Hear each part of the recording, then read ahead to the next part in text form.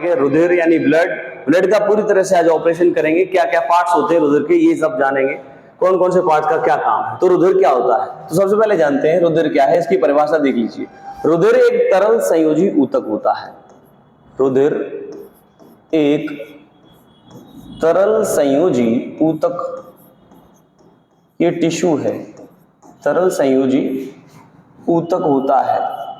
ऊतक मतलब होता है यानी कोशिकाएं, एक जैसी कोशिकाएं मिलकर के एक टिश्यू का निर्माण करती हैं। रुधिर एक तरल संयोजी ऊतक होता है।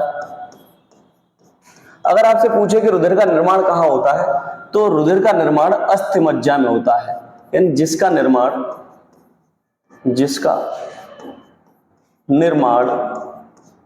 अस्थिमज्जा में, अस्थिमज्जा का मतलब होता है बोन मैरो, जिसका निर्माण अस्थिमज्जा में होता है। जिसका निर्माण कहां होता है, अस्थिमज्जा में, अस्थिमज्जा में होता है। ठीक है। अच्छा, यह क्षारीय प्रकृति का होता है। यह कैसा होता है, हल्का क्षारीय होता है। यह हल्का क्षारीय होता है, हल्का क्षारीय होता है। ठीक है, क्षारीय है तो इसका पीएच वैल्यू क्या होगा, यानी उदासीन का पीएच 7 होता है, क्षारीय का 7 से ज्यादा होता है। लेकिन इसका जो पीएच है, इसका पीएच मान 7.3 से 7.5 तक होता है, यानी इसके बीच में होता है। ठीक है भाई, यानी ये जो मनुष्य के अंदर है, यानी अगर ये मनुष्य के अंदर करीब 7 से 8% होता है उसके वजन का, यानी मनुष्य के अंदर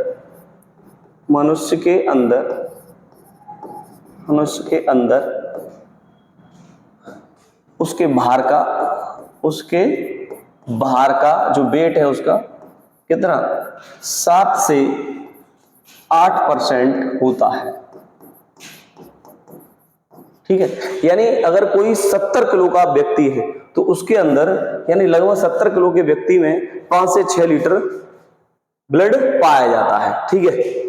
अगर रुधिर के भागों की बात करें, अच्छा रुधिर के भागों की बात करेंगे, लेकिन आप ये जानते हैं कि पुरुष में थोड़ा सा ब्लड की मात्रा स्त्रियों के अपेक्षा अधिक होती है। अब रुधिर के पार्ट की बात कर लेते हैं, रुधिर के भागों की।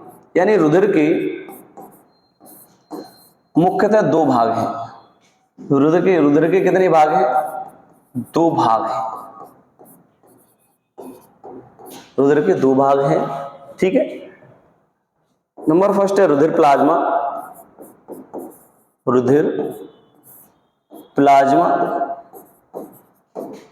और दूसरा है रुधिर कणिकाएं। रुधिर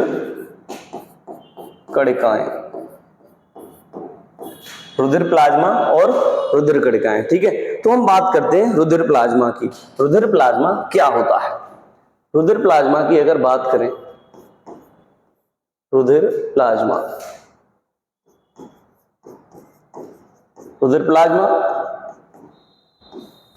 यह ब्लड का, यह रुधिर का 55% भाग है। यानी रुधिर का कितना, 55% भाग होता है। ठीक है, और जो भी भाग होगा, ये कोई वैल्यू अपने आप में 100% होती है, तो ये 55% है, इसके अंदर 90% जल, इसके अंदर क्या होता है, 90% जल होता है, और 10% में कार्बनिक और अकार्बनिक पदार्थ पाए जाते हैं। कार्बनिक और अकार्बनिक पदार्थ पाए जाते हैं। अकार्बनिक पदार्थ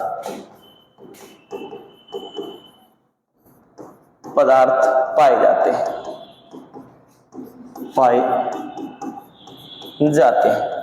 ठीक है भाई, तो यानी कि जो रुधिर है आपका, जो मैं ब्लड प्लाज्मा की बात कर रहा हूं, मैं ब्लड प्लाज्मा और ब्लड जो सेल्स हैं, यानी रुधिर कणिकाएं हैं, है ना, रुधिर कणिकाएं, यानी ये होती है 45% और ये होता है 55%।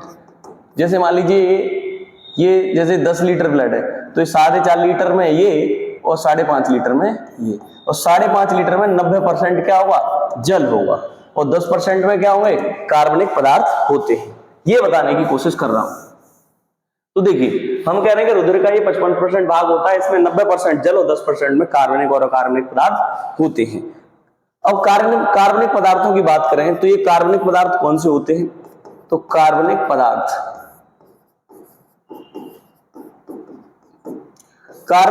में ग्लूकोज,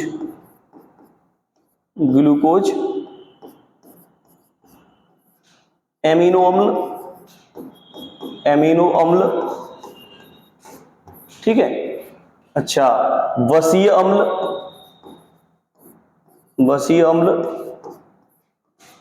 हार्मोन्स और आपका विटामिन और प्रोटीन होते हैं। और प्रोटीन कौन कौन सी, प्रोथ्रोम्बिन, फाइब्रोनोजिन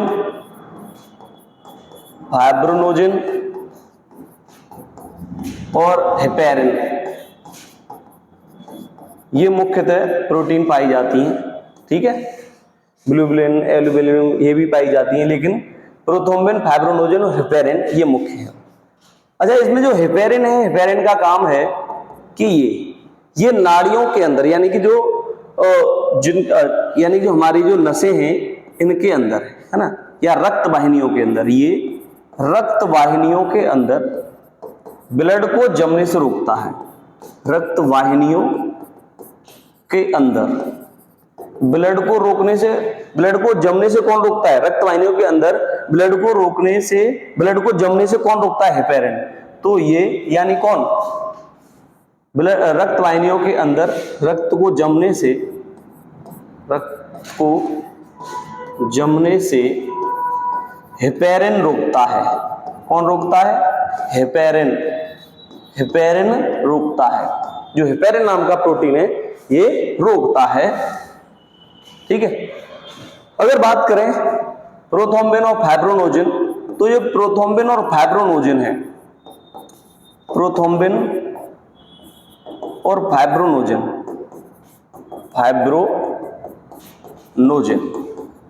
ये क्या करती हैं, ये चोट लगने पर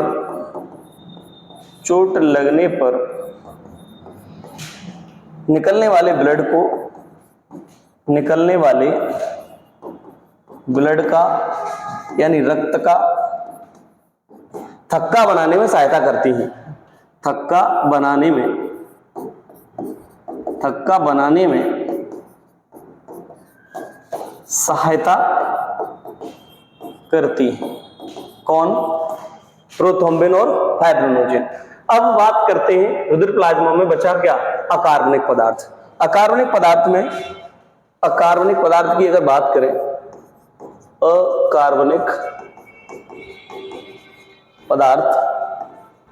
अगर अकार्बनिक पदार्थ की बात करें तो अकार्बनिक पदार्थ में क्या पाया जाता है, इसके अंदर सोडियम,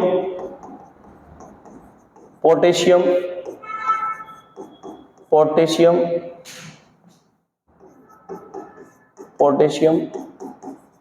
फास्फोरस, मैग्नीशियम के फास्फेट एवं क्लोराइड पाए जाते हैं। क्या पाया जाता है, फास्फेट एवं इसके क्लोराइड पाए जाते हैं।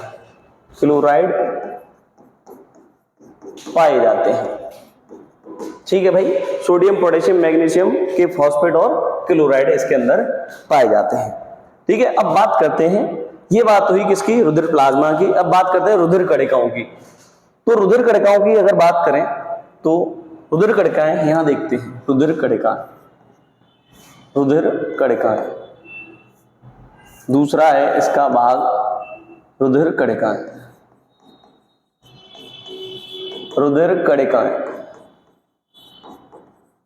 रुधिर कणिकाएं।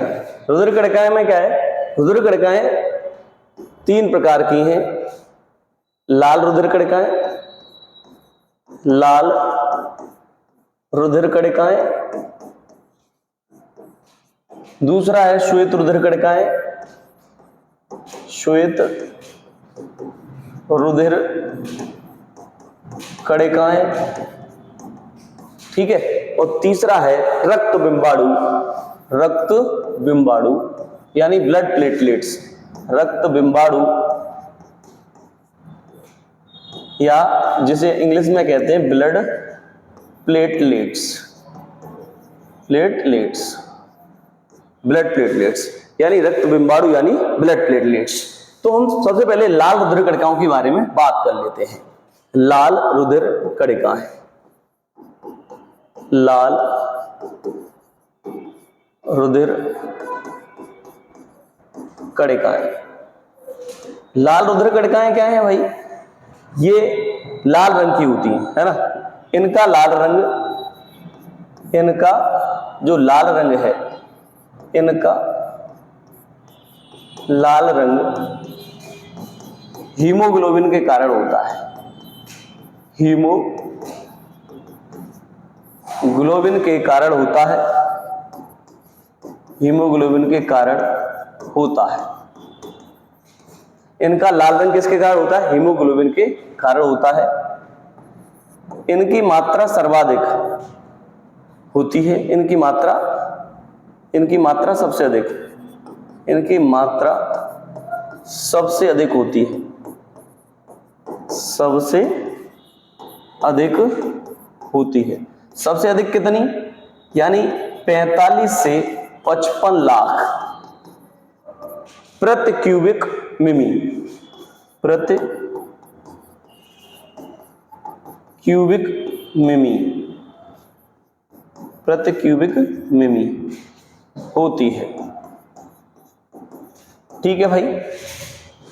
ये क्या करती हैं, ये ऑक्सीजन का परिवहन करती हैं, ये ऑक्सीजन का परिवहन करती हैं, परिवहन करती यानी ऑक्सीजन को लाती ले जाती हैं, ऑक्सीजन का परिवहन करती हैं।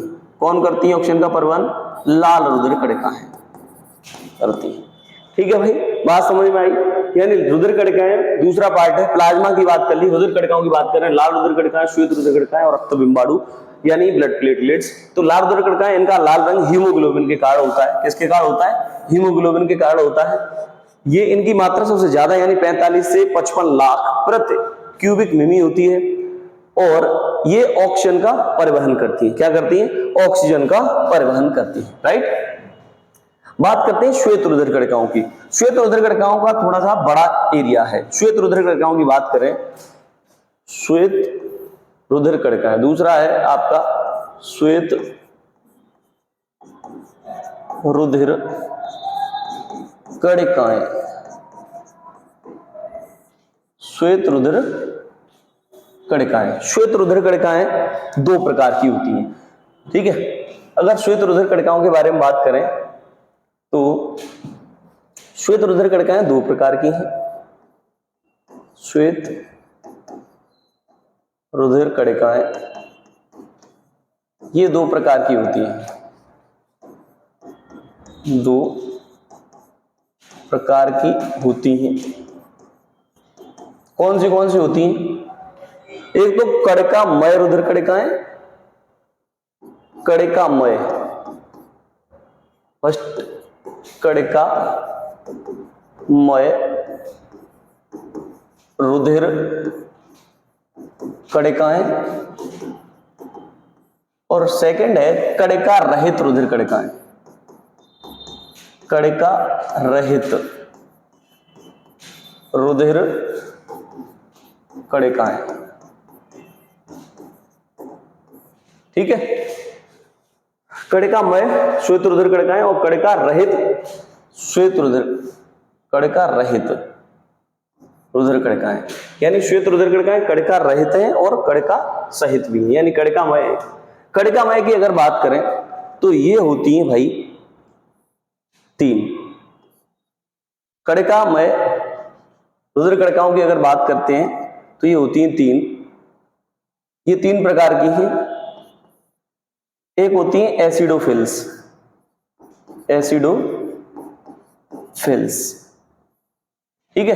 एसिडोफिल्स की अगर बात करें तो ये 2 से 4%, यानी कि श्वेत रुधिर कणिकाओं में कितनी होती है? 2 से 4% होती है। कितनी होती है? 2 से 4% होती हैं, ठीक है। रोग के समय, जब कोई बॉडी के अंदर रोग हो जाता है तो रोग के समय इनकी संख्या बढ़ जाती है। इनकी क्या हो जाती है? संख्या बढ़ जाती है। रोग के समय इनकी संख्या बढ़ जाती है, ठीक है। यानी ये क्या करती हैं? शरीर की सुरक्षा करती हैं, शरीर की सुरक्षा करती हैं, ठीक है। दूसरा आता है बेसोफिल्स, बेसोफिल्स, एसिडोफिल्स, बेसोफिल्स। इनकी जो मात्रा है 5 से 2% है, यानी श्वेत रुधिर कणिकाओं में इनकी जो मात्रा है, इनकी मात्रा ये कितनी है? ये 0.5 से 2% होती है इनकी मात्रा, ठीक है। इनकी आकृति की अगर बात करें तो ये एस आकृति की हैं, ये एस आकृति की हैं, ये एस आकृति की होती हैं। ये हेपेरिन नामक पदार्थ का स्रावण करती हैं। ये किसका स्रावण करती हैं? हेपेरिन नामक पदार्थ का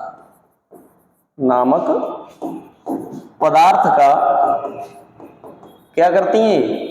श्रावण करती हैं, ठीक है भाई, ओके। और अगर बात करें हम किसकी? न्यूट्रोफिल्स की। ये दूसरा है, ये तीसरा है न्यूट्रोफिल्स, ये तीसरी है। कणिकामय रुधिर कणिकाओं में तीसरी न्यूट्रोफिल्स है, ठीक है। इनकी संख्या ज्यादा होती है, यानी 60 से 70% होती है श्वेत रुधिर कणिकाओं में। ये 60 से 70% होती है। कितनी होती हैं? 60 से 70% होती हैं न्यूट्रोफिल्स। ये जीवाणुओं का भक्षण करने में सर्वाधिक सक्रिय होती हैं।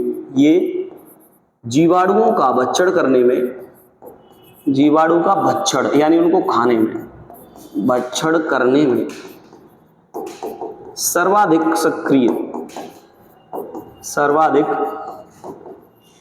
सक्रिय होती हैं, ठीक है। तो ये बात रही श्वेत रुधिर कणिकाओं में कणिकामय रुधिर कणिकाओं की। अब बात करते हैं कणिका रहित रुधिर कणिकाएं, ठीक है। नेक्स्ट है आपका कणिका रहित रुधिर कणिकाएं, ब्लड के अंदर जो आती हैं। कणिका रहित रुधिर कणिकाएं, कणिका रहित रुधिर कणिकाएं, कणिका रहित रुधिर कणिकाएं। और कणिका रहित रुधिर कणिकाओं की अगर बारे में बात करें तो सबसे पहला आता है इसके अंदर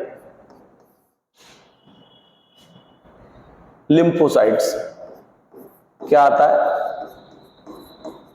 लिम्फोसाइट्स,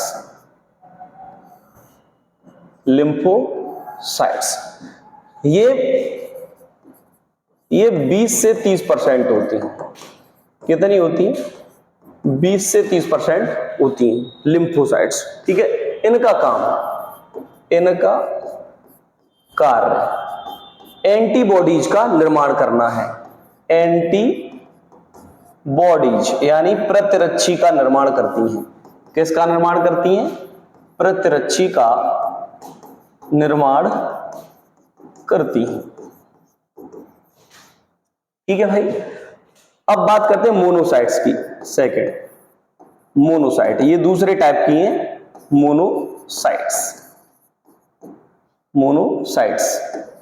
मोनोसाइट्स का क्या काम है? मोनोसाइट्स जो रुधिर कणिकाएं हैं, यानी ये कीटाणुओं का भक्षण करने में सहायक है। ये कीटाणुओं यानी जीवाणुओं का भक्षण करने में सहायता करती हैं। भक्षण करने में क्या है ये? भक्षण करने में सहायक होती हैं। ठीक है भाई, ये था ब्लड का स्ट्रक्चर। और अभी बचा हुआ है क्या? तीसरा पॉइंट, यानी रक्त बिंबाणु। यहां पे हमने पढ़ा था अभी, यानी ये, यानी रुधिर कणिकाओं में लाल रुधिर कणिकाएं, श्वेत रुधिर कणिकाएं और रक्त बिंबाणु। तो ये बचा हुआ है ब्लड प्लेटलेट्स।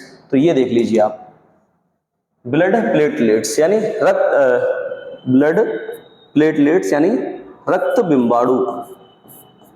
रक्त बिंबाणु, अगर रक्त बिंबाणु की बात करें तो ये स्तनधारियों में पाई जाती है। स्तनधारियों में पाई जाती हैं। ये किसमें पाए जाते हैं?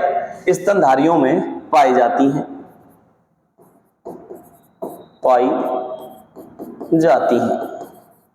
इनकी मात्रा, यानी जो ब्लड प्लेटलेट्स हैं, इन रक्त बिंबाणु यानी जिन्हें ब्लड प्लेटलेट्स कहते हैं, यानी जो डेंगू हो जाता है ना, तो प्लेटलेट्स में प्लेटलेट्स काउंट कम हो जाता है, यही कम हो जाता है।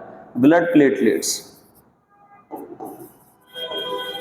यानी जो ब्लड प्लेटलेट्स की काउंटिंग में कमी आ जाती है, इसी में आ जाती है। तो ये स्तनधारियों में पाई जाती हैं। ठीक है, इनकी मात्रा या इनकी संख्या नॉर्मली मनुष्य में 2 से 5 लाख प्रति क्यूबिक मिमी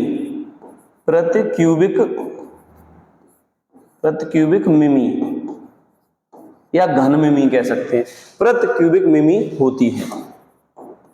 ठीक है, यानी रक्त बिंबाणुओं की संख्या 2 से 5 लाख प्रति क्यूबिक मिमी यानी प्रति mm³ होती है, यानी घन मीटर क्यूब होती है। ठीक है, ये क्या करती हैं? ये रक्त का थक्का जमाने में सहायता करती हैं। ये रक्त का थक्का जमाने में सहायता करती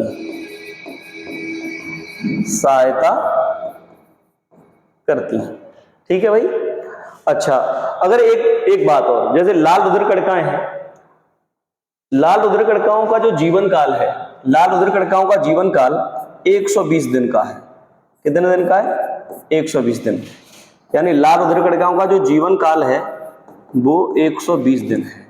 और श्वेत रुधिर कणिकाओं का 1 से 2 दिन। श्वेत रुधिर कणिकाओं का जो जीवन काल है, इनका जीवन काल क्या है? इनका जीवन काल 1 से 2 दिन है, 2 दिन है। ठीक है, तो ये रहा आपका ब्लड के बारे में पूरी जानकारी। ठीक है, ब्लड के कार्य क्या है इसके लिए नेक्स्ट वीडियो में मिलेंगे, क्योंकि वीडियो बहुत लंबा हो जा रहा है। ठीक है, थैंक्स फॉर वॉचिंग।